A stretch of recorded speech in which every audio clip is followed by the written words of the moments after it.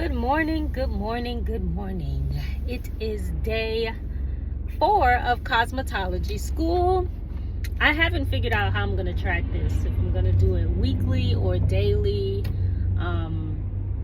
My daily videos are coming out to about 15 to 20 minutes, sometimes 30.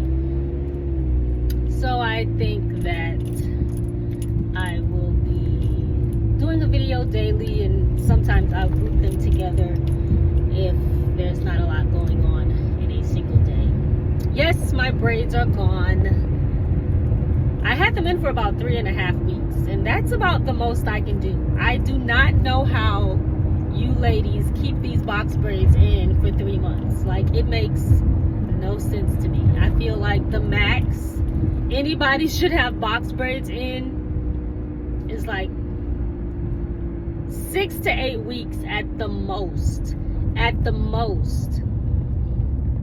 But 4 weeks is honestly my cap, and at 3.5 weeks I was like, okay, like the braids were getting loose around the edges, it was starting to pull, my edges are kind of thin, so I just felt like every day that went by my edges were getting thinner and thinner. They don't feel thinner, they don't look thinner, but while the braids were in, they definitely just felt like it was damaging my hair. So kudos to the ladies that can make them last that long, but I would not recommend keeping them in for longer than that. I actually had a friend in college. I put some kinky twists in her hair. She probably knows. I don't know if she's even watching this, but she went to Jamaica and she left those kinky twists in the entire summer. Like, probably more than that. Probably like 4 to 6 months. It might have been 6 months. I could be, the camera, it'll fix soon. The light is whatever. I feel like it was 6 months.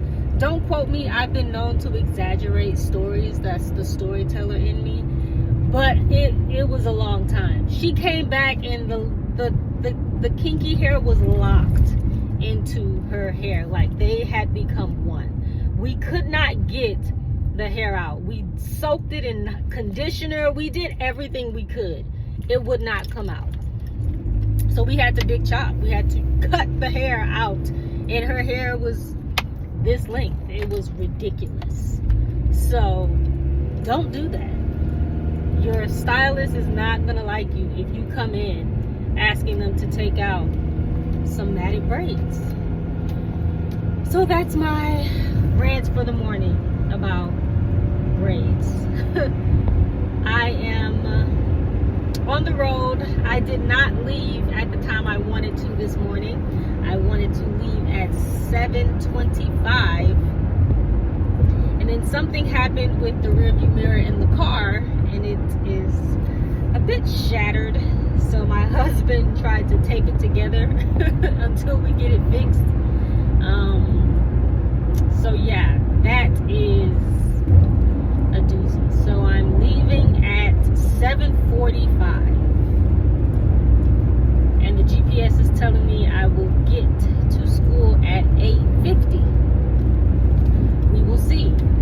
With the traffic, honestly, this spot, they said it was going to be a lot of traffic, like 11 minutes of backed up traffic, but it looks like it's clear, so maybe I need to check the GPS again. I can't while I'm filming, but we'll see. Hopefully I can get there 10 minutes, 5 minutes early. But I'm going to try to not say as much as I can. Because I was rewatching the previous videos and I'm like, I say a lot, but it's because I'm driving and I'm thinking, and I'm just not, I haven't been public speaking in so long, like in front of people, or just, I think I already said this. Long story short, I'm going to try not to say it as much because I'm not going to be doing a lot of intense editing on these videos. I just don't have the time to sit down and cut out the ums and cut out the likes. It's just not where my life is right now. this is going to be a raw, uncut version of my life, because I just don't have the time to battle with the perfectionist version of me for this particular project that I'm doing.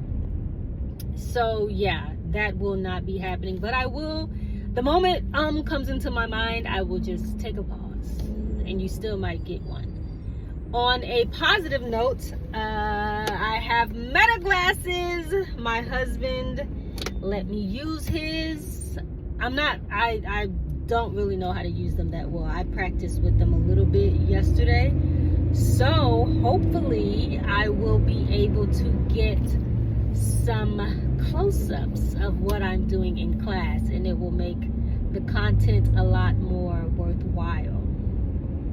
I do not want to get caught filming certain things and then people get upset, so I still want to try to be discreet and trying to respect people's privacy and not putting certain people on camera, and just kind of focusing on what I'm doing and the lessons I'm learning, or the chapters in the book we're focusing on. So I'll figure out how to use the glasses. It's going to be a work in progress, but I'm excited about that. So yeah, I'll be using these. Just got to bumper-to-bumper traffic after I spoke too soon, so I guess this is the 11-minute traffic jam the GPS was talking about. So it's fine. I am going 5 miles an hour right now. That's how close and slow it is. But my days off were great. I was able to recap a lot of the things that we learned last week. I showed my notes because my handwriting is terrible, and I just kind of wanted to present that. But I retyped out all my notes and did some research on some of the things that I wrote down, but wasn't sure what I wrote down, and everything became so much more clear to me.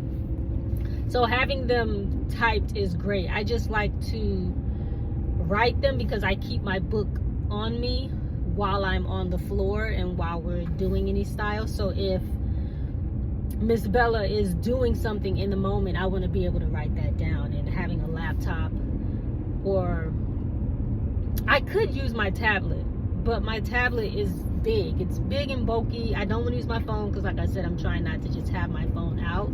And sometimes people can't tell if you're texting or taking notes. So I'd rather just not misconstrue the two.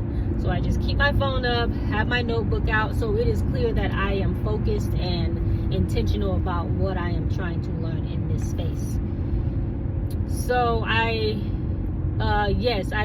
was able to retype out all my notes, and I actually released a blog post on my Substack. So if you read Substack, feel free to subscribe to my channel. It's Multi-Hyphenated Mama, or just my name, Shakia, and you'll find it. And I'll be releasing pretty much a written version of every vlog I release. I pretty much just was able to compile the transcripts of everything I wrote, and then my notes, and put those together in a blog post. And at first I was like, who am I doing this for? Nobody cares about reading this blog post. But then I thought, as I was reading the blog post, it kind of brought everything back to me. Like it was another form of studying, being able to type out my notes and then put it in a blog post. It now forced me to try to communicate what I had learned back to someone, whoever is reading. So it felt like certain things that I didn't understand. Like because Miss Bella has an accent, sometimes I have trouble understanding what she's saying, and she kept saying blend the line of demarcation.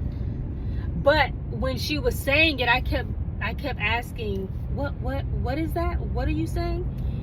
And then by the time I wrote it out, I was like, okay, I understand that word. Sometimes words are weird to me if I can't visualize how to spell it, what it means. And I knew what it meant based on context clues and what she was saying, but I just had never heard that word before. And I had never seen that word written before, so I was just kind of like, what is she talking about? So yes, for anyone who, I don't know how other people learn I am a repetition. I'm a visual learner, definitely, but I'm also a repetition type person. I learn the more I do things, the more I read things, reading things in different ways, seeing something from a textbook being applied to real life. So I think this program is perfect, that we do the textbook first thing in the morning and then we get on the floor and apply it, because it snaps instantly for me personally.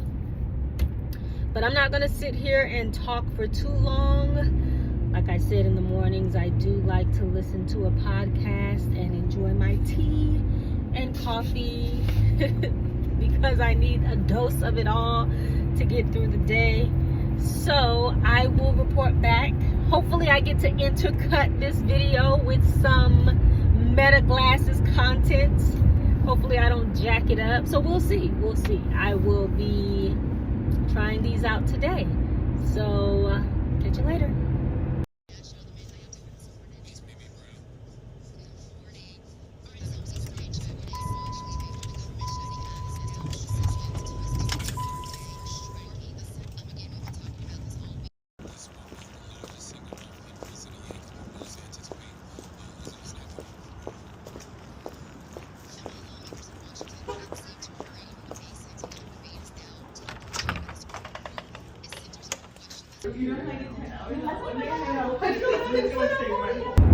Hello. Hopefully it's not too loud. I've got pumps going. I've got the AC blowing. Los Angeles, I don't know what the hype is about the weather here. People are like, the weather! It's really not all that. It's not all that. Like,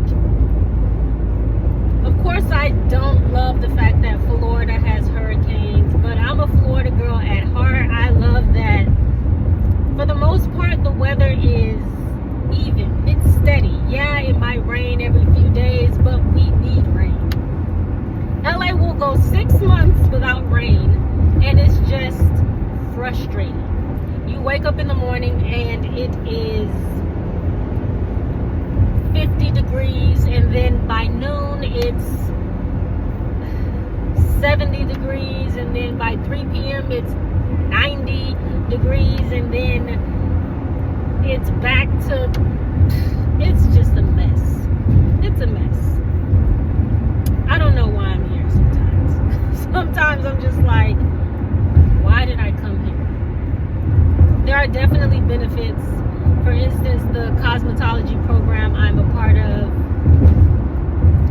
I don't think I was able to find a hybrid program in Florida, because I was looking. And I honestly don't think I would be in cosmetology school right now if it were not a hybrid program. There are some programs that are part-time, but then that ends up taking like 15 months to a year. 15 months to 2 years out of your life. You're going there Monday through Friday, 5 hours a day.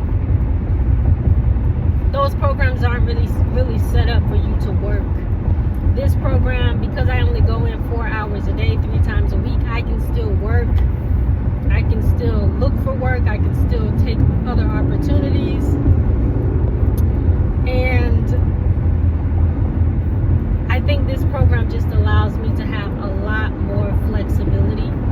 So, and Los Angeles lowered the credit hour requirement from 1,500 or like 1,600 to 1,000. Some people try to rally against that because they think we need the 16 hours.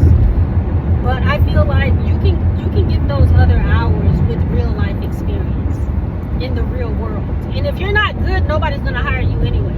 So even if you got 1,600 hours, if you're not good, it doesn't matter. It's still a business where you can get hired at a salon, but you jack up somebody's hair, they're not coming back to you. So it's just different. Of course, the stakes are still high. You could totally F up on the first go around and burn somebody's scalp or do something just dark and then their hair starts falling out. That could totally be the case. But that just getting an extra 500, 600 hours is gonna prevent that from happening. I think you just have to make sure you're educating yourself as much as possible with the time you have. So I'm grateful for this program, and that's one thing I can say about Los Angeles. It has its pluses and its minuses, but there are certain things that I've just been able to take advantage of while being here that I haven't been able to, or I don't think I would be able to anywhere else from just a progressive standpoint. Even when I had my son, I gave birth with a midwife at a birthing center, and I was able to get a free doula through Los Angeles because they were trying to help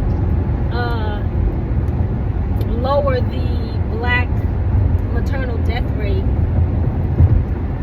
So they were offering free doulas, and doulas were volunteering, and I was able to get one who was amazing. And I was able to just go through that program like, hey, I'm a black mom, and they were like, here, you get one. And it was as simple as that. So as much as I complain about LA, I don't think any place is ever going to be perfect. Taxes here is high, but sometimes I ask myself, do you get what you pay for? Homelessness is bad, but it's bad everywhere. At least in different states, there's going to be an area of homelessness that is very bad. It may not compare to Skid Row, but I think especially warmer states, the homeless tend to navigate to those states more because it's warm all year long. But I don't know. Sometimes I think if I did move back to Florida, why? I don't know. I'd have to think more about that. But enough about me ranting about California. School today, day 4. That is a wrap. Today we were still on chapter 16, hair coloring. I think this chapter is a very big chapter, so I think we're going to be in this chapter for quite some time. But we went over the color wheel today, which was a very interesting concept. We went over primary colors and secondary colors in our cosmetology book, Milady. If I can remember, the primary colors are red, blue, and I want to say yellow. I could be wrong, but I want to say yellow. I was able to use my Meta glasses today, so I will be plugging in clips, and I'm probably doing that right now, which was amazing. And then the secondary colors, if I'm not mistaken, are green, orange, and violet. I hope I'm right. I am trying to recall all this from memory. I'm testing my memory right now. So we went over the primary colors and the secondary colors, and we're gonna go. She said we're gonna be talking about the color wheel pretty much all week. So we went over that. We went over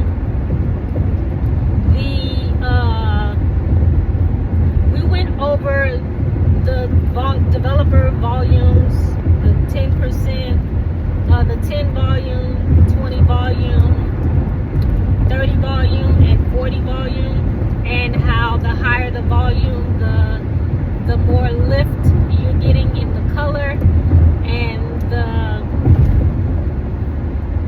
I don't know if it's the more lift you're getting and the less color deposit, or the lift to color deposit ratio, so to speak.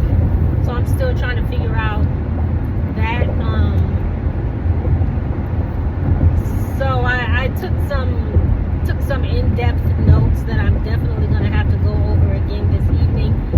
But just kind of learning to understand what the volumes actually mean and how they affect the ultimate desired color that you are going to, the color you're trying to achieve.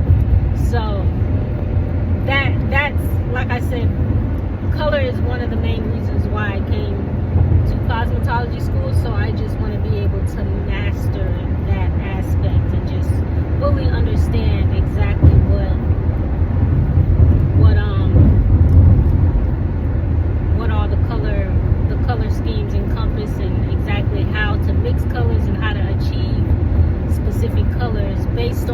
also the person's virgin hair color. So we talked about virgin bleaching.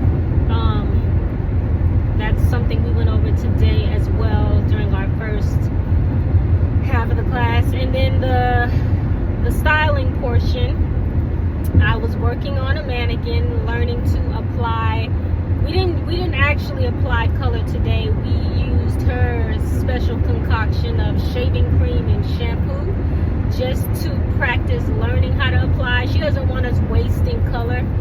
So right now the focus is on mastering the actual application of the product. So going into an inch above the roots, leaving an inch of the tips out, and just focusing on applying to the shaft. And then once we do that, we go back to the roots, performing a strand test to see just how much lightening or lifting the color based on that current formula was able to lift. And then going back through and dabbing on the roots, dabbing on the ends to finish. And that's pretty much what I focused on during class today. I was also able to shadow two students. They were doing cuts today. A lot of cutting, a lot of trimming. One woman got a full cut about to here. She kept asking to get it shorter, so that was nice just to see how they went in and just focused on giving her a precise bob. And then the other client was a man, a gentleman, and he had a little bit of balding up here, you know, the style, the grown man style. But he was a white male, I'm gonna guess. And just seeing how they go through and precisely cut those two clients, which is two clients I never probably would have had walk in the salon I work at, so it was nice to witness that. So I feel like just me even being able to see it, I feel like it's something that I can now put into practice and start, you know, just getting better at cutting. That's also something I want to master in cosmetology school. Coloring and cutting is like, those are my two. Of course I want to learn all the things and I want to be good at all the things, but those are the two things that I feel like I truly want to be able to add to my list of things that I can offer. Coloring, cutting, shampooing, things of that nature. We also had orientation for the new students. I thought I had orientation already, but this was more of a detailed orientation for the newbies. I believe me and one other student, and then a few esthetician students, we sat down with the owner, Sonia is her name, and she went over just the requirements for being in the program, making sure that we document our hours, keeping track of all our hours. That's something I've been doing already. Every time I sign a form, I take a picture of it. I learned this with acting, because with acting, a lot of times you're signing physical timesheets, and sometimes the hours may come back funny, and you're like, wait, no, I worked 14 hours this day.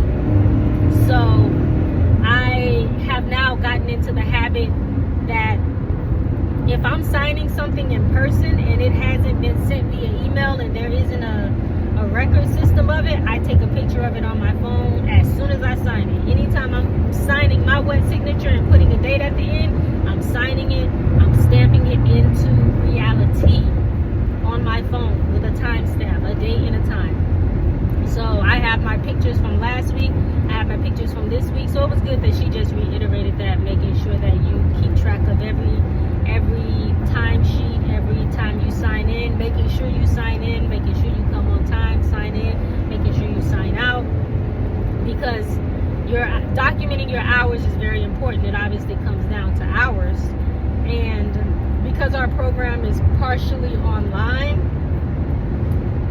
they are more meticulous about how we document our hours. So she She said once we get access to the online portion of the class, making sure we are logged in for 500 hours, not in one day, but throughout this entire program, we need 500 hours.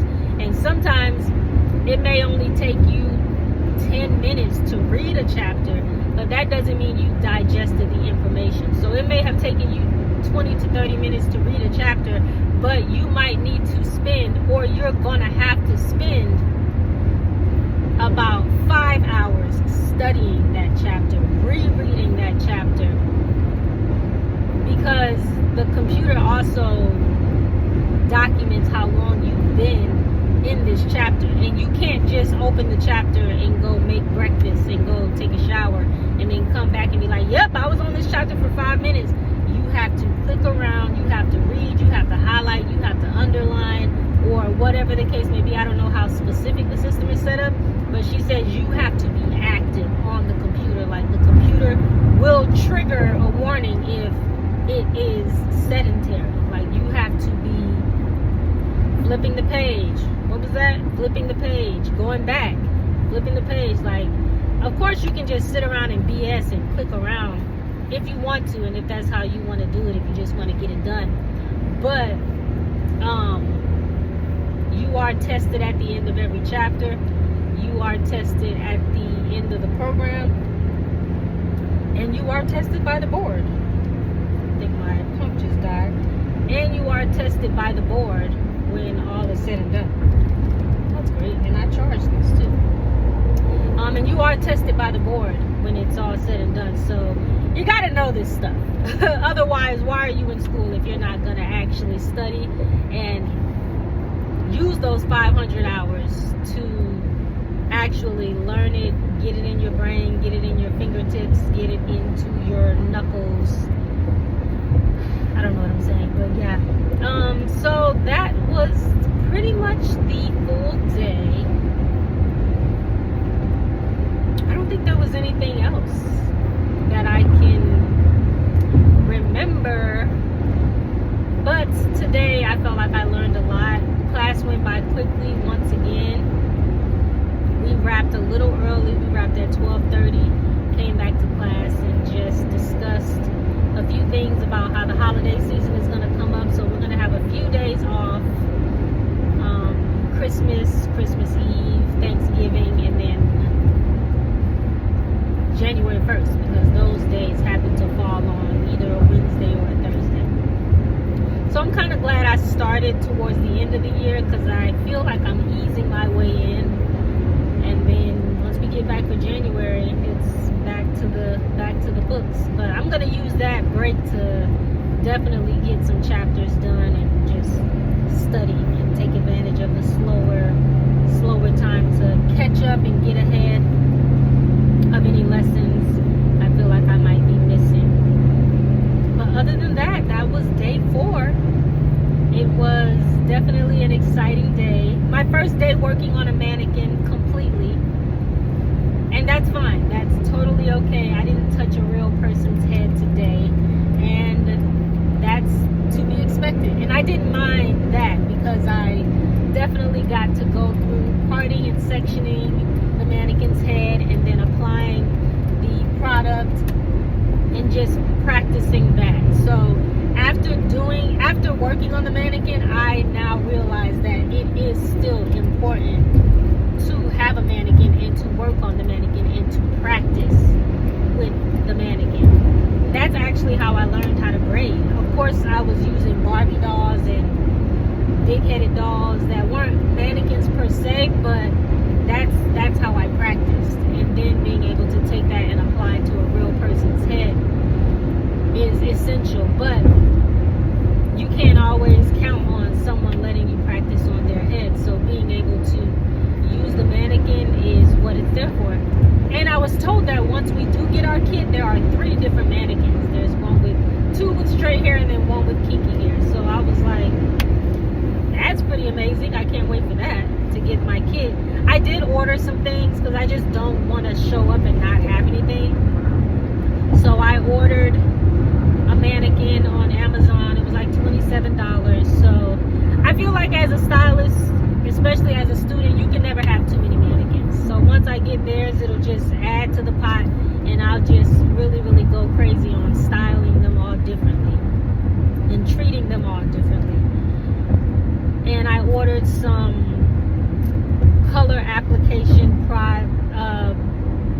products, items like brushes and applicator bowl and some combs and some brushes, because I have certain items for my clients, but I don't want to use those in school. So yeah, I did spend a little bit of cash this weekend doing that, but that's the gist. That's the gist of day 4. If you are still watching, thank you very much for sticking around.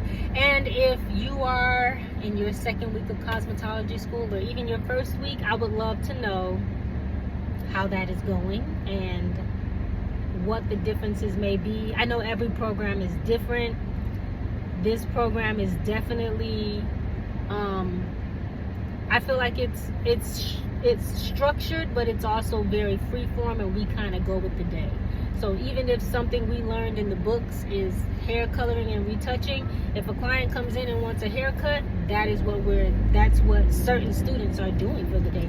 And I love that because I get to see it all. I get to see it all and witness it all, and like I said, that's what I'm here for. So thank you so much, and I'm gonna get out of here because I'm about to be home after a 27-minute drive, which is good with me.